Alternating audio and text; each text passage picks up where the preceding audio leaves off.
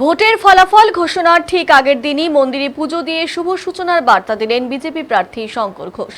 রবিবার সকালে রথখোলা মোড়ের কালীবাড়ি মন্দিরে তিনি পুজো দেন এবং মায়ের আশীর্বাদ প্রার্থনা করেন। পুজো শেষে সাংবাদিকদের মুখোমুখি হয়ে শঙ্কর ঘোষ জানান, আজ রাজ্য জুড়ে বিজেপির প্রার্থীরা এই মন্দিরে গিয়ে পুজো দিচ্ছেন। তার কথায় পশ্চিমবঙ্গের মানুষের কল্যাণ এবং আগামীকাল ভোট গণনার মাধ্যমে একটি নতুন পশ্চিমবঙ্গের সূর্যোদয় হোক, এই প্রার্থনাতেই মায়ের দ্বারস্থ হয়েছি। তিনি আরো বলেন, মানুষের রায়ই শেষ কথা, আর সেই রায় যেন রাজ্যের উন্নয়নের পথে এগিয়ে নিয়ে যায়, সেটাই তাদের কামনা। এদিন তার সঙ্গে উপস্থিত ছিলেন দলের অন্যান্য কর্মী সমর্থকরাও।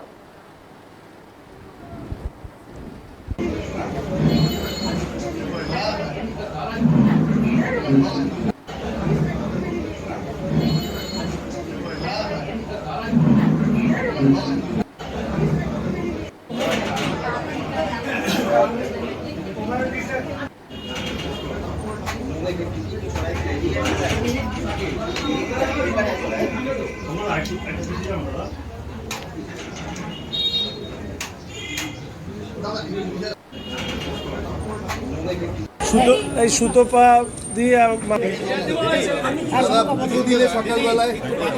আজকে সারা পশ্চিমবঙ্গ জুড়েই আমরা যারা ভারতীয় জনতা পার্টির বিধায়ক এবং বিধায়ক পদে নির্বাচনে প্রতিদ্বন্দ্বিতা করছি, প্রত্যেকেই মন্দিরে পশ্চিমবঙ্গের মানুষের জন্য আশীর্বাদ প্রার্থনা করতে মায়ের পুজো দিতে এসেছে।